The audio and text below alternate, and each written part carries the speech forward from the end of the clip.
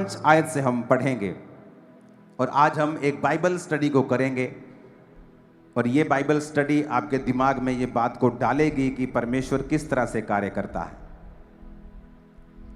यहूदिया के राजा हेरोदेस के समय अबिय्याह के दल में जकर्याह नाम का एक याजक था और उसकी पत्नी हारून के वंश की थी जिसका नाम एलीशिबा था। वे दोनों परमेश्वर के सामने धर्मी थे और प्रभु की सारी आज्ञाओं और विधियों पर निर्दोष चलने वाले थे। उनके कोई भी संतान न थी क्योंकि एलीशिबा बांझ थी और वे दोनों बूढ़े थे। जब वह अपने दल की पारी पर परमेश्वर के सामने याजक का काम करता था तो याजकों की रीति के अनुसार उसके नाम पर चिट्ठी निकली कि प्रभु के मंदिर में जाकर धूप जलाए। धूप जलाने के समय लोगों की सारी मंडली बाहर प्रार्थना कर रही थी। उस समय प्रभु का एक स्वर्गदूत धूप की वेदी की दाहिनी ओर खड़ा हुआ और उसको दिखाई दिया। जकर्याह देखकर घबराया और उस पर बड़ा बड़ा भय छा गया। परंतु स्वर्गदूत ने उससे कहा, हे जकर्याह, भयभीत ना हो, क्योंकि तेरी प्रार्थना सुन ली गई है और तेरी पत्नी एलीशिबा से तेरे लिए एक पुत्र उत्पन्न होगा और तू उसका नाम यूहन्ना रखना। तुझे आनंद और हर्ष होगा और बहुत लोग उसके जन्म के कारण आनंदित होंगे, क्योंकि वह प्रभु के सामने महान होगा और दाखरस और मदिरा कभी ना पिएगा और अपनी माता के गर्भ ही से पवित्र आत्मा से परिपूर्ण हो जाएगा। अब जब भी आप बाइबल पढ़ते हैं और जब आप इन वचनों को सुनते हैं तो इनमें से अगर आप पवित्र आत्मा की बात को सुनेंगे, अगर आप होली स्पिरिट की बात को सुनेंगे और होली स्पिरिट से पढ़ेंगे, आपको बड़ी सारी चीज़ें इसमें समझ आएंगी। आपने नोटिस किया होगा कि जब भी बाइबल में आप जानते हैं कि जब मुझे मेरे जीवन में संघर्ष थे परमेश्वर में आने के बाद भी, और मैं डिप्रेशन से जूझ रहा था, और ये डिप्रेशन जिनको नहीं होता है उनको कभी मालूम नहीं हो सकता ये किस बला का नाम है। जब डिप्रेशन आपका हाई लेवल पे चला जाता है तो ये पागलपन के बराबर होता है और इसमें आदमी अमीर हो, गरीब हो, उसके पास दुनिया की सारी चीज़ें हों, उसके लिए ज़ीरो हो जाती है और वो सुसाइड करना चाहता है। और तब ये वो फेज था मेरे समय में, मेरी लाइफ में, कि परमेश्वर को मानने के बाद भी मेरा डिप्रेशन उल्टा बढ़ गया था। जिस समय परमेश्वर में मैं आया था उससे भी ज़्यादा बढ़ गया था कई मामलों में। तो परमेश्वर की आत्मा ने मुझसे बात की थी कि तुझे पवित्र आत्मा में भरना है और अनॉइंटिंग में बढ़ना है और ये डिप्रेशन खत्म हो जाएगा। क्योंकि जब आप पवित्र आत्मा में भरपूर होते हैं, जब आप पवित्र आत्मा से भरते हैं, बड़े सारे शैतानी ऐसे बोझ हैं आपकी लाइफ के ऊपर, ऐसे बंधन हैं आपकी लाइफ के ऊपर। क्योंकि अगर परमेश्वर ने आपके जीवन में आपको आशीष देनी है, वो आपसे बात करता है और आप उन कदमों को उठाते हैं।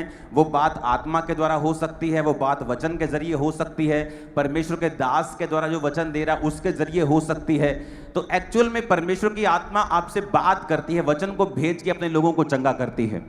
और अगर आप पवित्र आत्मा पाए हुए नहीं हैं और पवित्र आत्मा से भरे हुए नहीं हैं तो कई बार आप उन बातों को समझ नहीं पाते, क्योंकि बाइबल कहती है शारीरिक मनुष्य शरीर की बातों को समझता है लेकिन आत्मा की बातों को नहीं समझता।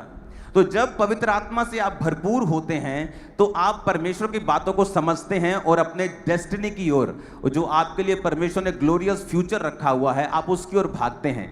तो कभी क्या आपने नोटिस किया कि जब भी पवित्र आत्मा की भरपूरी की बात बाइबल में की गई है, वहां यह जरूर कहा गया है कि वो दाखरस और मदिरा कभी ना पिएगा। आपने नोटिस किया ये बात? वचन कहता है जब नाजीर लोग, जब परमेश्वर ने, जो सैमसंग था उसकी माता जब गर्भवती थी तो परमेश्वर ने कहा था तू भी ना तो अंगूर खाने भी मना कर दिया था, अंगूर का बीज भी नहीं खाएगी, अंगूर भी नहीं खाएगी, मदिरा नहीं पिएगी, तू कोई भी वाइन नहीं पिएगी, किसी भी प्रकार का दाखरस तू नहीं पिएगी, क्योंकि तेरे गर्भ में जो है वो पवित्र आत्मा से और शक्ति से भरपूर होगा। अब नोटिस करना, जब भी परमेश्वर आपको पवित्र आत्मा की भरपूरी के विषय में कह रहा है, वो क्रिश्चियन लोगों को शराब से दूर करने के लिए बोल रहा है। और मोस्टली क्रिश्चियन लोग की बाइबल में लिखा है कि तू अपने पेट के लिए थोड़ा थोड़ा दाखरस काम में लाया कर। अरे वो होम्योपैथी दवाई की बात कर रहा है, होम्योपैथी दवाई में भी शराब होती है। कितने बूंद, 2 बूंद, 3 बूंद, 4 बूंद आप लेते हैं, पर वो शराब नहीं है। वो उस दवाई को सुरक्षित रखने के लिए अल्कोहल वहां डाली है, वो उस चीज की बात कर रहा है। लेकिन आज क्रिश्चियन लोग उसे पीने की बात कर रहे हैं। वो पैक मिला डाल डाल के 60-60, 30-30 ml के, ये सोचते हैं कि परमेश्वर उनके संग है। वचन स्पेशल कहता है कि जब भी पवित्र आत्मा की भरपूरी की बात हुई है, दूतों ने कहा है कि तू वो कोई भी दाखरस और मदिरा नहीं पिएगा। यानी जब भी, और पौलुस भी कहता दाखरस के मतवाले ना हो, परंतु पवित्र आत्मा से परिपूर्ण होते जाओ। पुराने टाइम में किसी किसी के ऊपर पवित्र आत्मा उतरता था, किसी किसी को परमेश्वर दाखरस और मदिरा से दूर रहने की अनुमति देता था और बोलता था कि दूर रहे, इसे आज्ञा देता था। नए नियम में उल्टा हो चुका है। परमेश्वर ने कहा मैं अपना आत्मा सब मनुष्यों के ऊपर उंडेलूंगा। यानी जो किसी किसी को मिलता था, आज नए नियम में परमेश्वर वो चीजें सबको देना चाहता है। अगर वो सबको देना चाहता है तो रूल भी सबके लिए है कि कोई भी पवित्र आत्मा पाया हुआ क्रिश्चियन, कोई भी जीसस क्राइस्ट को मारने वाला क्रिश्चियन किसी भी प्रकार का दाखरस और मदिरा और वाइन ना पिए। नहीं तो दूत उसको कभी ना कहता, अगर ये बुरी चीज नहीं थी तो स्वर्गदूत कभी ना कहता कि वो प्रभु के सामने महान होगा 15 आयत में, और दाखरस और मदिरा कभी ना पिएगा। और पौलुस भी यही कहता कि दाखरस के मतवाले मत बनो, परंतु पवित्र आत्मा से परिपूर्ण होते जाओ। क्योंकि दाखरस वही करता है, आपकी स्पिरिट को हिलाता है जो पवित्र आत्मा अपनी ताकत से करना चाहता है। वो दलेरी जो पवित्र आत्मा आपको देना चाहता है, वो आनंद जो पवित्र आत्मा आपको देना चाहता है, वो थोड़े समय के लिए आप शराब से हासिल कर लेते हैं और फिर वो व्यक्ति कभी भी पवित्र आत्मा से परिपूर्ण नहीं होते हैं। आप ये नोटिस कर लो। जब दुनिया परमेश्वर ने प्रॉब्लम फ्री कर दी, सब दुनिया को मार के खत्म कर दिया और नूह और उसके 3 बेटे और 3 बहुएं और उसकी पत्नी बचाई गई, तो प्रॉब्लम कहां से शुरू हुई थी? उसी शराब के कारण। नूह शराबी हुआ, शराब पी के नंगा हो गया। उसके एक बेटे ने उसको नंगा अपनी आंखों से देखा और उसे निहारा और वो श्रापित हो गया। और वो श्रापित नूह की जो संतान थी वो दुनिया में अलग अलग होती गई और परमेश्वर से दूर होती गई, और फिर वो श्रापित वंश फैलता गया। कहां से शुरू हुआ? शराब से। जब भी आप पवित्र आत्मा से परिपूर्ण होना चाहते हैं, क्योंकि उसी परिपूर्णता के पीछे तुम्हारी एक बेटर लाइफ, बेस्ट लाइफ छुपी हुई है, जो परमेश्वर की ओर से है, जिसमें स्ट्रेस नहीं है, जिसमें कामयाबी है। तुम कैसे कामयाब होगे उसके पीछे ये लाइन आती नहीं। तुम कितना कामयाब होना चाहते हो, क्या करना चाहते हो, तुम्हारे ऊपर निर्भर होगा। आज मैं क्या करना चाहता हूं, अब ये मेरे ऊपर डिपेंड हो गया। परमेश्वर ने मेरे हाथ में दे दिया है। मैं जिस भी फील्ड में चाहूं जा सकता हूं और कामयाब हो सकता हूं। मैं अपना बिजनेस नहीं करता हूं ताकि मैं सेवकाई में समय दे सकूं, लेकिन मैं सुपर कामयाब हो सकता हूं। आप जब पवित्र आत्मा से परिपूर्ण होते हैं, परमेश्वर आपको बुद्धि देता है, आपको वो समझ देता है, वो आंख देता है, वो परख देता है। वो लोगों की हो सकती है। आप क्यों लोगों से धोखा खाते हैं? ओ मैंने सोचा ये तो मेरा घर वाला, और मैंने सोचा ये तो मेरे घर वाले, ये तो मेरे रिश्तेदारी हैं, ये थोड़ी मुझे धोखा देंगे। ओ मैंने सोचा ये मेरा परम मित्र है। अगर आप पवित्र आत्मा से परिपूर्ण होंगे, आप लोगों को पहचान सकेंगे। मेरे ऊपर ये खुदा की दया है। 99.99999% मैं पहचान जाता हूं लोगों को। ये डिजर्निंग ऑफ द स्पिरिट, आत्माओं की परख। कौन व्यक्ति क्या सोच रहा है, कौन व्यक्ति कैसे चल रहा है।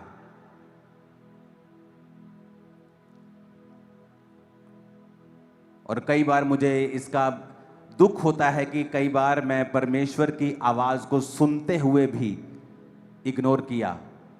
आत्मा की परख होने के बावजूद भी शरीर की बात सुनी। एक दिन एक करप्ट आदमी मुझसे मिला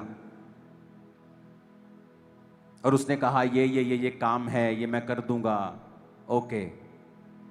और मैं गाड़ी चला रहा था, उसने मुझसे एक बात पूछी, आप प्रभु से पूछना मैं कैसा व्यक्ति हूं। तब अभी उसने धोखा नहीं किया था, अभी सिर्फ वो बातें चल रही थी उसके साथ। और पवित्र आत्मा ने मुझसे कहा ये एक फ्रॉडिया है, ये एक फ्रॉड आदमी। लेकिन मैंने होली स्पिरिट की बात को नहीं सुना और हम वो करते गए जो वो कहता गया और एंड में फ्रॉड था। वो एक इंसिडेंट मुझे याद है जब पवित्र आत्मा ने मुझसे बात की, 2 इंसिडेंट, और मैंने नहीं सुना। आप जब भी पवित्र आत्मा से परिपूर्ण होते हैं, आपको मालूम होता है ये आदमी, ये औरत, ये व्यक्ति और ये फ्यूचर क्या है आपका। लेकिन शैतान ये चाहता है आप हमेशा दुखी रहें, आप हमेशा फ्रॉड आपके साथ होता रहे, आपके साथ हमेशा प्रॉब्लम्स होती रहे। अब मेरी लाइफ में वो समय चल रहा है, अब मुझे मालूम है क्या करना है, कौन व्यक्ति क्या है, मुझे परख है, मैं उसको बोलूं या ना बोलूं, चाहे मैं उस पर जाहिर करूं चाहे मैं ना करूं। अब कई सालों से वो समय मेरी लाइफ में चल रहा है जब मुझे पता है। और ये होता है पॉसिबल जब आप बाइबल को फॉलो करते हैं और आप धीरे धीरे पवित्र आत्मा से परिपूर्ण होते रहते हैं। और आपको ये पवित्र आत्मा की परिपूर्णता आपकी फैमिली से लेके, आपके बिजनेस से लेके, आपके सेवकाई से लेके, आपके जीवन के हर हिस्से में काम करती है। ये आपके रास्तों को ओपन करती है, लोगों का फेवर आप पे आता है। कई बार एक लेवल तक आप रुकते हैं और आपको नेक्स्ट लेवल जाना है और आप कुछ भी कर लो, आप ताकत लगा लो, जोर लगा लो, आप नहीं पहुंच पाते, क्योंकि पवित्र आत्मा की भरपूरी अगर आपके जीवन में नहीं है, आप सर्टन लेवल तक आपकी लाइफ रहेगी, उसके बाद आप नहीं जा पाएंगे। क्योंकि परमेश्वर कहता है ना बल से ना शक्ति से वरन उसकी आत्मा के द्वारा। कितने मेरी बातों को समझ रहे हैं? परमेश्वर ने आने वाला समय मुझे दिखाया है, जो होगा, जो आने वाले समय में आप देखोगे एक एक दिन में 100 ब्रांचेस की हम ओपनिंग करेंगे। 1 डे 100 ब्रांचेस, एक दिन 100 ब्रांच। मैं आपको बता रहा हूं फ्यूचर इस तरह का परमेश्वर हमारे लिए तैयार कर रहा है। वो ऐसा लेवल आपके लिए भी सोचता है, आपकी कॉलिंग के अनुरूप, आपके घर के अनुरूप, आपके बिजनेस के अनुरूप। लेकिन पवित्र आत्मा की भरपूरी है जिसमें हमें बढ़ना है। और जब भी आप बाइबल पे दिल लगाएंगे और आप बाइबल को कंप्लीट पढ़ेंगे, आपको मालूम होगा कि जब भी पवित्र आत्मा की भरपूरी की बात आती है, परमेश्वर हमें नशों से दूर रहने के लिए क्यों कहता है। वो हमें संसारिक चीजों से, उन ठट्ठा मजाकों से, उस रॉन्ग कॉमेडी से दूर रहने की हमें क्यों करता है वो? ताकि परमेश्वर नहीं चाहता कि हम करप्ट हों, वो नहीं चाहता कि पवित्र आत्मा की भरपूरी हमारी लाइफ में ना हो। वो चाहता है कि वो हो ताकि परमेश्वर की ब्लेसिंग्स फ्लो में आपकी लाइफ में चले। कई बार आपके घर की पाइप ब्लॉक हो जाती है ना, वो गंद फंस के फिर धीरे धीरे पानी उसमें से निकलता है और आप बड़े फ्रस्ट्रेटेड होते हैं कि ये क्यों नहीं निकल रहा। उसकी जब तक आप सफाई नहीं करते वो फ्लो नहीं आता। लाइफ भी वैसी है, ऊपर से पवित्र आत्मा का पूरा जोर होता है, चर्च भी अच्छी है, अब सब कुछ अच्छा हो रहा है, लेकिन वो आपके अंदर चीजें निकलती नहीं है, जाती नहीं, क्योंकि वो गार्बेज जो फंसा हुआ है वो आपके फ्लो को रोकता है। और जब आप अपने आप को संसारिक चीजों से आप फ्री करने की कोशिश करते हैं और अपने आप को आजाद करते जाते हैं, वो आत्मा का फ्लो आपके अंदर बढ़ता जाता है। अब वही बिजनेस, अब वही जॉब, वही कैरियर, वही सेवकाई, वही जीवन के काम आप देख रहे हो, परमेश्वर आपको फ्लो में लेके जा रहा है और कामयाबी आपके संग है और आप जितनी भी मेहनत कर रहे हैं उससे ज्यादा आपको फल मिल रहा है। आपको पता है ये बात? आदम के ऊपर कर्ज था। आप पहाड़ों पे चले जाओ, जो जंगली जानवर खाते हैं, जो हिरन खाते हैं, क्या वो अपनी फसल बो के खाते हैं?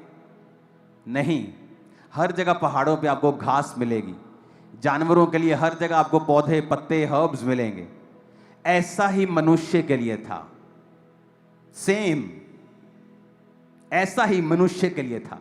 लेकिन जब मनुष्य ने पाप किया तो परमेश्वर ने कहा, आदम अब चीजें अपने आप तेरे लिए नहीं उगेंगी, तुम माथे के पसीने की रोटी खाया करेगा। और आज जब आप जीसस क्राइस्ट को अपना उद्धारकर्ता ग्रहण करते हैं और आप यीशु मसीह को अपना उद्धारकर्ता मानते हैं, आपकी लाइफ से कर्ज खत्म होता है। आप नोटिस करना, आप मेहनत करेंगे लेकिन आपका फल दूसरों से ज्यादा होगा जो उतनी मेहनत करते हैं। यस, ऐसा होगा आपके साथ, आप एक्सपीरियंस करेंगे जब आप पवित्र आत्मा की भरपूरी में आ जाएंगे। देखो, यहां हम बाइबल स्टडी कर रहे हैं एक तरह की। उसमें लिखा कि पत्नी हारून के वंश की थी, जकरिया याजक था, प्रभु के सामने धर्मी थे, सारी आज्ञाओं और विधियों के ऊपर निर्दोष चलने वाले थे, पर संतान नहीं थी। अलीशिबा बांझ थी और वो दोनों बूढ़े थे। फिर भी वो अलीशिबा बांझ होने के बावजूद और जकरिया बूढ़ा था, फिर भी वो परमेश्वर के घर में सेवा कर रहा था, क्योंकि वहां पे चिट्ठी डाली जानी थी कि आज कौन अंदर जाके परमेश्वर के भवन में जाके वो सारी रीति रिवाजों को जो पुराने नियम में होते थे, जिसको बहुत से लोगों ने कॉपी कर लिया, उन्हें मालूम नहीं था कि जीसस आने के बाद ये चीजें नहीं रहेंगी और कॉपी तुम्हारी कॉपी रह जाएगी। तो वो जब जाके अंदर सब कुछ कर रहा था तो लिखा स्वर्गदूत अंदर दाहिनी ओर खड़ा हुआ और उसको बताया कि ऐसा ऐसा ऐसा तेरा बेटा होगा, प्रभु के सामने महान होगा, दाखरस मदिरा कभी ना पिएगा। अब यहां समझने वाली बात यह है कि वो उस चर्च में मौजूद था अपना बच्चा ना होने के बावजूद भी। और एक बड़ी पावरफुल बात लिखी है, 24 दिनों में, इन दिनों के बाद उसकी पत्नी अलीशिबा गर्भवती हुई और 5 महीने तक अपने आप को यह कह के छिपाए रखा कि मनुष्यों में मेरा अपमान दूर करने के लिए प्रभु ने इन दिनों में कृपा दृष्टि करके मेरे साथ ऐसा किया है। सब बोलो आमीन। अब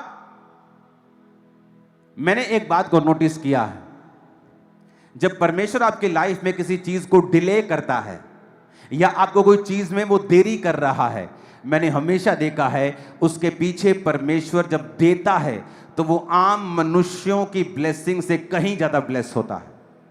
जब सैमसंग डिले हुआ, उसकी माता बूढ़ी हो गई लेकिन गर्भवती नहीं थी, और जब परमेश्वर के दूत ने उसे बताया कि अब तेरे बेटा होगा, अब तू दाख रस से मदिरा से दूर रहेगी, दाख का बीज ना खा, दाख ना खा, अंगूर ना खा, कुछ नहीं तू खाएगी। और जब परमेश्वर ने सैमसंग दिया तो वो ऐसा मनुष्य था जैसा धरती पर कभी नहीं था। यूहन्ना बपतिस्मा देने वाला एक ऐसा मात्र मनुष्य जिसने खुदा को बपतिस्मा दिया, यीशु मसीह को। आम मनुष्य नहीं था वो, सबसे बड़ा था वो, पवित्र आत्मा से परिपूर्ण था गर्भ से ही, लेकिन जब वो आया तो देरी के साथ आया। कई बार अब आपकी लाइफ में परमेश्वर की कुछ खास योजनाएं होती हैं और वो योजनाएं परमेश्वर आपको बताता नहीं है कई बार, लेकिन आपको विश्वास के साथ परमेश्वर में खड़े रहना होता है। और परमेश्वर बताता नहीं कि तेरी लाइफ में ये मैरिज का डिले किस लिए है। डिले अगर तो पवित्रताई में रह के आया है। अब ये लिखा आज्ञाओं और विधियों पर निर्दोष चलने वाले थे। निर्दोष का मतलब है परमेश्वर की सारी आज्ञाओं को मानते थे, बच्चा नहीं था, कोई शर्म नहीं की, तब भी परमेश्वर के घर में सेवा कर रहे हैं। आज कई टेस्टिमनीज मैंने सुनी है, मैं चर्च में आया, मेरे बेबी नहीं हुआ, अब मैं चर्च में नहीं आता। बावजूद कि चर्च में हजारों बेबीज की टेस्टिमनी हुई है। आपको ऐसे लोग भी मिलेंगे जो ऑफेंड हो गए, नहीं 2 साल कोई बेबी नहीं हुआ, अब मैं चर्च में वैसे खुदा के साथ जुड़ा हुआ। तुम जुड़े नहीं हुए हो, तुम झूठ बोल रहे हो, तुम जुड़े हुए नहीं। अगर कोई खुदा के साथ जुड़ा हुआ है वो हमेशा संडे चर्च में होगा। अगर अलीशिबा, अगर जकरिया खुदा के साथ जुड़े हुए थे तो वो कहां थे? भवन के अंदर। बाहर नहीं कहते हम यहोवा को मानते हैं, हम यहोवा के साथ जुड़े हुए हैं। नहीं जुड़े तुम लोग यहोवा के साथ, झूठ बोलते तुम लोग। भवन के अंदर था कि हो सकता है आज मेरी चिट्ठी निकल जाए कि भवन के अंदर जो रीति रिवाज करने हैं अंदर जाके परम पवित्र स्थान में, हो सकता है पवित्र स्थान में जाने के लिए आज मेरा नंबर आ जाए। चिट्ठी डली तो उसी का नाम निकला। एक्साइटेड था सेवा के लिए, बावजूद उसके कि कोई बेबी नहीं है। आज लोग कहां हैं ये बोलने वाले कि तू चंगा कर ना कर, तू मेरा परमेश्वर है? बहुत कम है। हालांकि आज वो दिन चल रहे हैं जब परमेश्वर लाखों लोगों के ऊपर दया कर रहा है, हजारों के गर्भ खोल रहा है, हजारों मिरेकल्स हो रहे हैं। इसके बावजूद भी लोगों का विश्वास देखो कि वो ये कह रहे हैं कि नहीं हमें नहीं मिला, वैसे हम खुदा के साथ जुड़े हुए हैं। तुम नहीं जुड़े हुए। अगर तुम खुदा के साथ जुड़े हुए हो तुम सेवा कभी ना छोड़ोगे, तुम प्रभु का भवन कभी ना छोड़ोगे, तुम परमेश्वर के घर में आना, सेवा करना, बोना, प्रार्थना, फास्टिंग कभी ना छोड़ोगे। कई बार परमेश्वर आपको रोकता है, इसलिए नहीं कि वो आपको दुखी करना चाहता है, क्योंकि जो वो आपको देना चाहता है उसका एक खास समय है। यूहन्ना बपतिस्मा देने वाला परमेश्वर से ज्यादा पहले नहीं आ सकता था, उसे जीसस क्राइस्ट के उसी साल में ही आना था। 6 महीने पहले ही बस उस दुनिया में आना था, उसी समय बड़ा होना था। और जीसस क्राइस्ट के जब वो 7 की उम्र का था तभी उसे सेवा शुरू करनी थी, तो परमेश्वर कैसे पहले दे देता उसकी मां को? परमेश्वर ने इंतजार किया, अपने धर्मी की जिंदगी में इंतजार किया, और ये इत्तेफाक नहीं होता है। यूहन्ना एलीशिबा के गर्भ से आएगा यह लिखा हुआ नहीं था।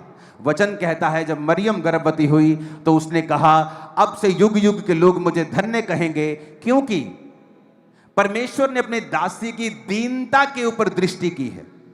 उसने बताया कि वो दीन है, और जब स्वर्गदूत ने कहा तेरे बच्चा होगा, उसने कहा मैंने कभी किसी पुरुष का मुंह नहीं देखा, यानी वो किसी पुरुष के साथ सोई नहीं है, उसे कभी किसी पुरुष के साथ सेक्सुअली कॉन्टैक्ट नहीं हुआ है, वो एक रियल कुंवारी थी। क्या आज ऐसी लड़कियां आपको मिलेंगी?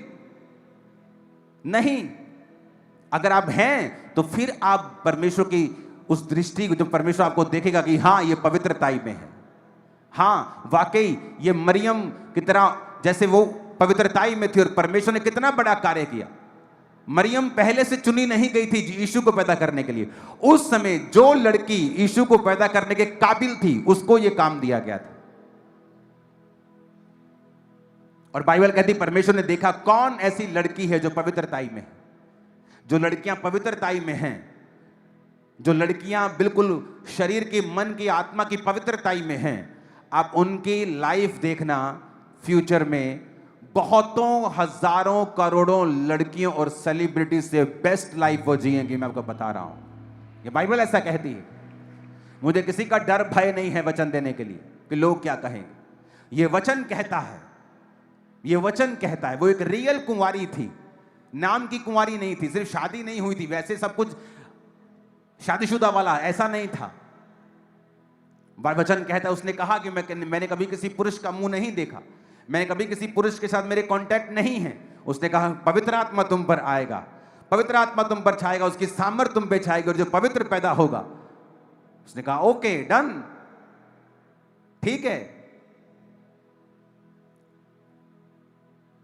वचन कहता है उसने, परमेश्वर ने अपनी दासी की दीनता के ऊपर दृष्टि की। यह भी इत्तेफाक नहीं था। बूढ़े होने के बावजूद भी वो परमेश्वर के भवन में थे, यह भी इत्तेफाक नहीं था। ग्रेटनेस इत्तेफाक से नहीं आती है।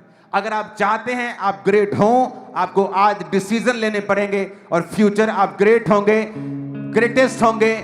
आमीन। ऊंचा ये ग्रेटनेस आपकी है, और ये कैरेक्टर भी परमेश्वर आपको दे। आमीन, आमीन। अब देखो उसने कहा 25 आयत में, मनुष्यों में मेरा अपमान दूर करने के लिए।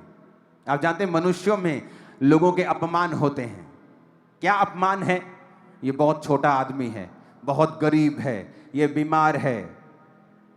बहुत तरह के अपमान आप फेस करते हैं लाइफ में, क्योंकि आपके पास पैसा नहीं है, या आपके कोई फिजिकल ऐसी चीज है आपकी लाइफ में। लेकिन बाइबल कहती है परमेश्वर आपके अपमान को दूर करता है। जब आप पवित्रताई में जीते हैं और परमेश्वर के साथ एक संबंध बना के रखते हैं, और आप परमेश्वर से हटते नहीं हैं, आप परमेश्वर में कंटिन्यू अपनी वॉक को जारी रखते हैं, क्योंकि बीच में ऐसा समय आएगा जब परमेश्वर आपको लगेगा कि आपकी प्रार्थना का उत्तर नहीं दे रहा। ऐसी घटनाएं भी होंगी जो आपके विश्वास को हिलाएंगी। तब भी परमेश्वर ये देखेगा कि क्या आप उससे हट गए, क्या आप अपनी वॉक के ऊपर लगातार बने हुए हैं। जब लोग मसीह में नहीं होते, क्या उनकी जिंदगी में बुरी घटनाएं नहीं होती? क्या उनके परिवार वाले मरते नहीं हैं? तब तो वो कुछ नहीं कहते, लेकिन जब मसीह में आने के बाद कोई दुर्घटना हो जाए, झट परमेश्वर का नाम लगा देते हैं। और ये हमारे विश्वास को दिखाता है कि हमारा विश्वास जो है वो कंप्लीट नहीं है, वो अधूरा है। यहां पर एक ऐसा धर्मी कपल जिसने सारी जवानी निकाल दी और बेबी का मुंह नहीं देखा, और फिर भी वो बुढ़ापे में जो अपने घुटने की, अपने कूल्हे की, अपनी हड्डियों की दर्द की, अपने पेट की वो कंप्लेंट करता हुआ घर रह सकता है, निराश होकर शराब पी के, दाखरस पी के गुजार सकता है। बुढ़ापे में अब उसको कुछ नहीं मिला, लेकिन वचन कहता है कि मनुष्यों में उसने कहा मेरा अपमान दूर करने के लिए परमेश्वर ने इस उम्र में मुझ पे कृपा दृष्टि की है। कई बार आपका अपमान होता है जब आपका जवान बेटा नशे करने लगता है। आपके घरों में कई तरह के अपमान शैतान डालता है, या सिचुएशन डालती है, लाइफ डालती है।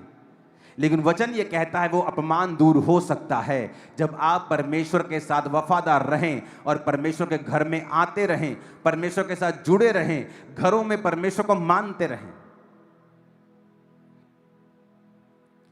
आप जानते हैं जब शैतान ऐसे अपमान आपकी लाइफ में रखता है तो कैसे निकलना है। पहली बात, अपनी निगाहें पॉजिटिव चीजों की ओर लगाएं जो आपकी लाइफ में हैं।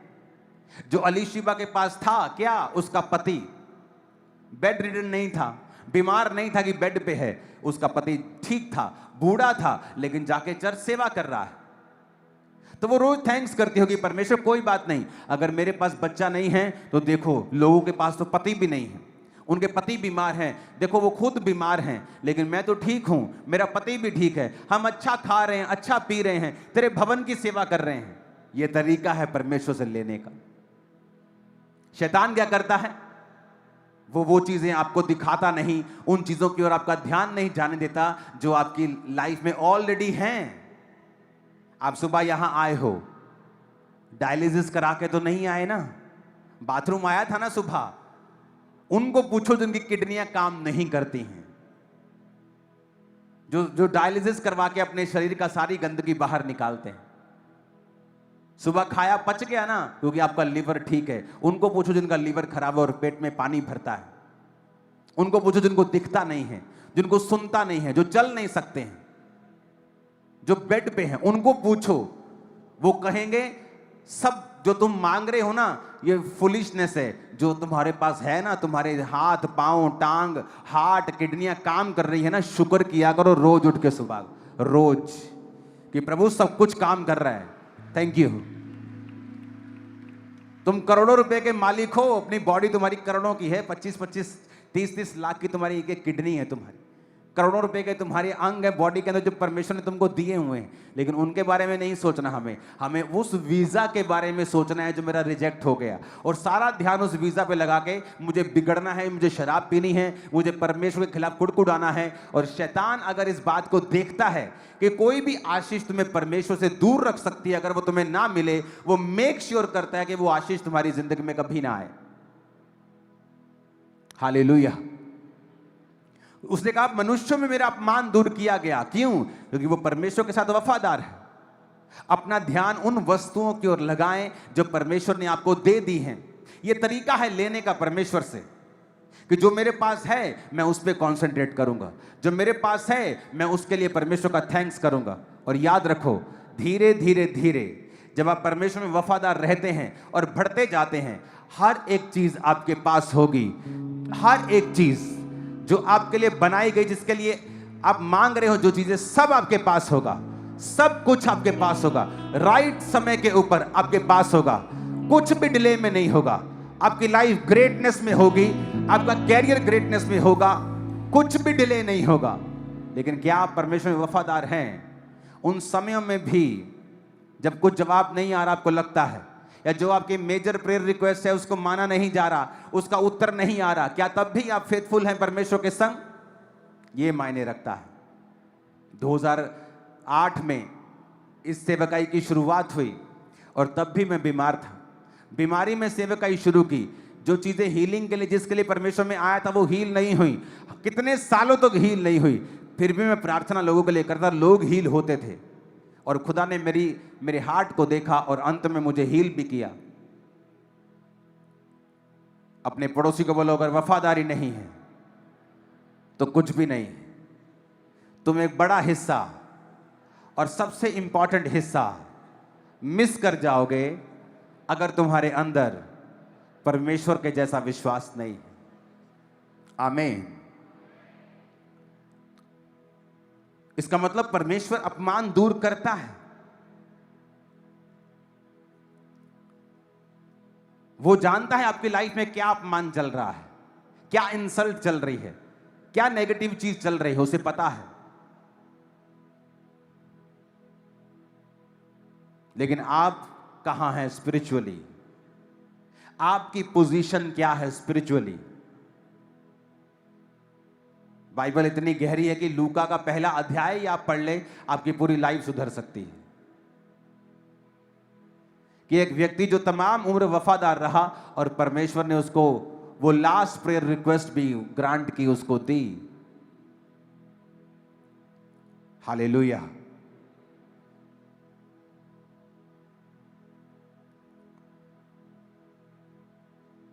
जब आप एक समय था जब मैं लोगों को ओवर ब्लेस करता था, और तब भी उनमें वो ग्रेटिट्यूड, वो थैंक्स गिविंग नहीं थी। और परमेश्वर ने मुझे सिखाया कि मत कर। अगर तुम शेर को नहीं खाते तो इसका मतलब ये नहीं कि शेर तुम्हें नहीं खाता।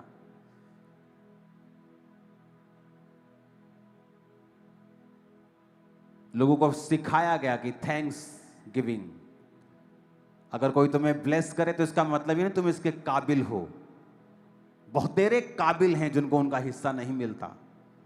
अगर तुम्हें कोई ब्लेसिंग मिली है तो उसके लिए थैंक्स करो, अपना ग्रेटिट्यूड दिखाओ, अपना हार्ट दिखाओ, और तुम और ब्लेस किए जाओगे, तुम और अधिक आशीषित किए जाओगे। तुम्हें यीशु मसीह की जैसी पावर चाहिए तो यीशु मसीह के जैसा जियो। प्रेरितों के जैसी पावर चाहिए तो प्रेरितों के जैसा जियो। उनके जैसी महान आशीषें चाहिए तो बुढ़ापे तक परमेश्वर से रहो वफादार। वो कभी भी कुछ भी चेंज कर सकता है।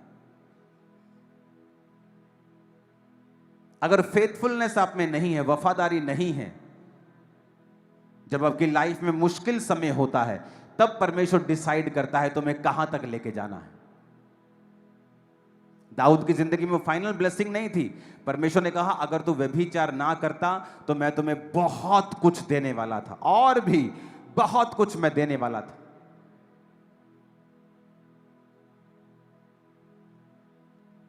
और उस पाप के कारण जो उसने तलवार के साथ उस अपनी गर्लफ्रेंड के पति को मरवा दिया था, परमेश्वर ने उससे भवन की सेवा नहीं ली, क्योंकि उसके हाथों पे खून था। वो उन खूनों की बात नहीं कर रहा था जो एक नॉर्मल लड़ाइयां होती थी, वो उनकी भी साथ में बात कर रहा था जो एक निर्दोष खून उसके हाथ पे था। पर उसने माफी को मांगा। वो असर तो पूरी जिंदगी उसका पाप का असर तो उसके परिवार पर, उसकी लाइफ पर रहा, लेकिन उस माफी के कारण, परमेश्वर के साथ जुड़े रहने के कारण वो बना रहा और उसको कोई हरा नहीं पाया। इत्तेफाक से कुछ नहीं होता है। जब याकूब ने अपने 12 बच्चों को बुलाया तो उनके कर्मों के हिसाब से उनको प्रोफेसी दी। हालेलुया। आज आप क्या कर्म कर रहे हैं? कैसी लाइफ परमेश्वर में जी रहे हैं? क्या आपका बोना है? क्या आपका परमेश्वर में स्टैंड है? क्या आपका कन्फेशन है? क्या आपका अंगीकार है? निर्धारित करेगा कल आप कहां जाएंगे। मेरे इन लॉज, मेरे वाइफ के माता पिता का अंगीकार होता था। जब जीवन में कोई कुछ नहीं होता था, पैसे उधारे मांगकर चर्च में किराया पकड़ के आते थे। को पूछते थे कैसे हो? बहुत ब्लेस्ड हैं परमेश्वर में, बहुत वधिया, बहुत वधिया, बहुत वधिया। जैसा बोला वैसा ही हो गया, बहुत वधिया हो गया। आपको बाय फेथ भी चलना होता है। जब मुझे पता है कि मैं परमेश्वर में आ गया हूं, जब मुझे पता है कि मेरा परमेश्वर सब कुछ कर सकता है, तो all is well, it is well. Then कुछ आज वेल है, कुछ कल वेल हो जाएगा। अगर मुझे पता है कि मेरा परमेश्वर सब कुछ कर सकता है, तो उसे मुझे यह भी मालूम होना चाहिए कि वो विश्वास से चलने वालों को आशीष देता है। और जब आप विश्वास से चलते हैं तो आपकी सेंस कुछ भी कहे, सरकमस्टेंस कुछ भी कहे, तब भी आप चलते हैं। अपने पड़ोसी को बोलो, अपमान दूर होंगे जब तू वफादार रहेगा। वो कोई भी अपमान क्यों ना हो, तू इज्जत को पाएगा और यह अपमान दूर होगा। कृपा दृष्टि तुझ पर भी होगी और तू बड़ी गवाही के साथ वापस आएगा। आमीन। ऊंचाई आशीष हमारी है चर्च। आमीन। ऊंचाई आशीष हमारी है चर्च। अपने हाथों को उठाओ। Thank you Jesus.